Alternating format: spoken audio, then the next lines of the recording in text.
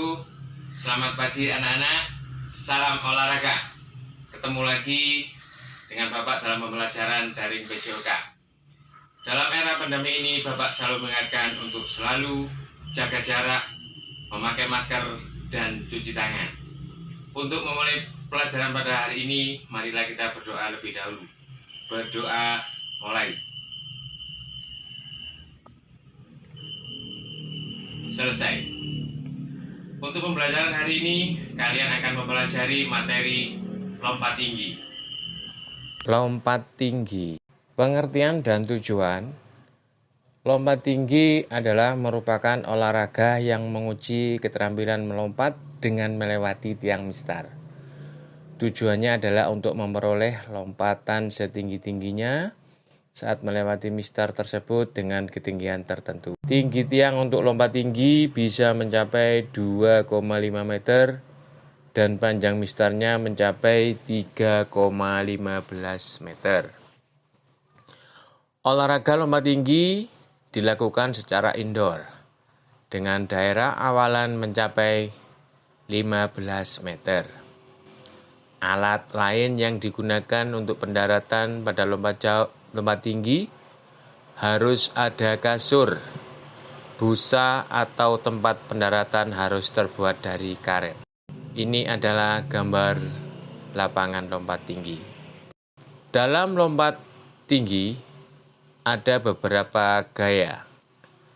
Yang pertama adalah gaya gunting atau biasa disebut dengan Eastern Form. Yang kedua, gaya guling perut atau straddle.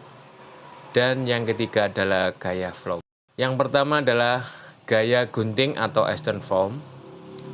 Untuk dapat melakukan lompat tinggi gaya gunting ini cukup mudah, yaitu sebagai berikut. Pelompat mengambil awalan dari tengah. Melompat dengan bertumpu menggunakan kaki yang terdekat dengan mistar. Jika bertumpu dengan kaki kiri, maka pada saat mendarat dengan kaki kiri terlebih dahulu. Pada saat di udara, badan berputar ke kanan, mendarat dengan kaki kiri, badan menghadap kembali ke tempat awalan tadi. Kemudian yang kedua, gaya guling perut atau straddle. Gaya guling perut yaitu sebuah gaya yang dimulai dengan cara menikung dengan cepat. Tujuannya awalan pada gaya ini adalah untuk mempersiapkan tolakan, mempersiapkan sudut lepas landas, serta menciptakan arah horizontal yang kemudian akan diubah menjadi kecepatan vertikal atau ke atas. Awalan. Berlari dengan kecepatan yang disesuaikan. Awalan dari samping kira-kira bersudut 30 derajat per 40 derajat dengan tiang lompat. Berlari agak serong dari mistar. Tolakan. Bertumpu dengan kaki yang terdekat dengan mistar.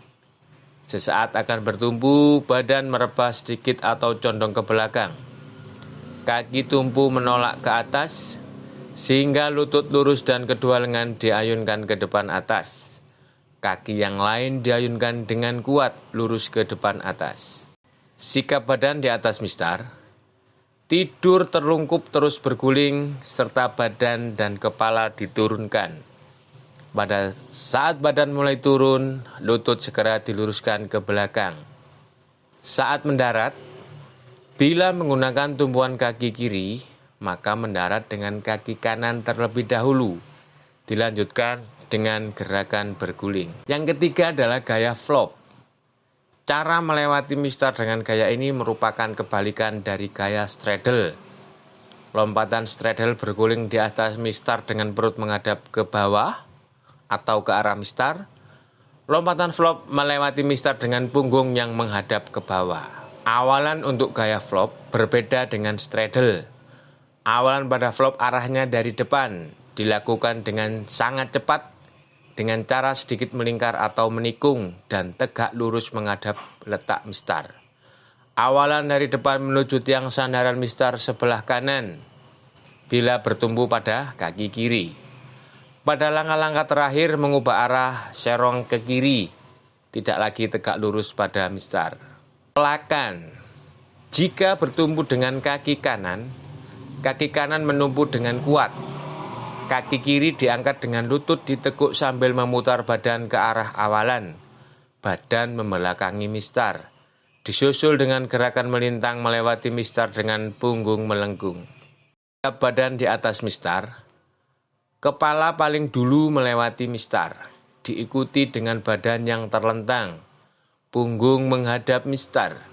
Setelah mencapai titik ketinggian maksimal dan pantat melewati mistar, kedua kaki diayun ke atas untuk dapat melewati mistar seluruhnya.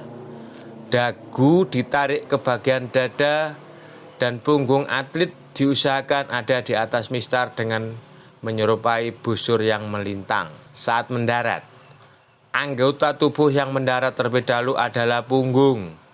Sikap tubuh terentang saat mendarat, oleh karenanya gaya lompat tinggi ini hanya mungkin dilakukan di atas busa. Jangan mencoba gaya flop di bak pasir. Dalam melakukan lompat tinggi, poin paling penting bagi atlet adalah membuat lompatan setinggi mungkin dengan tidak membiarkan salah satu anggota tubuh menyentuh mistar dan membuat ia berubah tempat. Sebab hal tersebut dianggap gagal. Hal lain yang patut dihindari adalah gerak lari pada awalan yang terlampau cepat. Saat hendak menolak, kaki terlalu lurus ke depan. Gerakan kombinasi pada kaki atlet kurang sempurna. Badan yang condong terlampau mendekati mistar. Atlet melewati mistar namun dalam posisi seperti duduk. Membuat sebuah lengkungan badan yang terlalu dini. Dan gerakan yang terlambat di akhir. Demikian pembelajaran hari ini tentang materi lompat tinggi. Untuk mendalami materi hari ini, kerjakan tugas berikut ini. Dari Bapak cukup sekian, kurang lebihnya mohon maaf. Tetap semangat. Wassalamualaikum warahmatullahi wabarakatuh.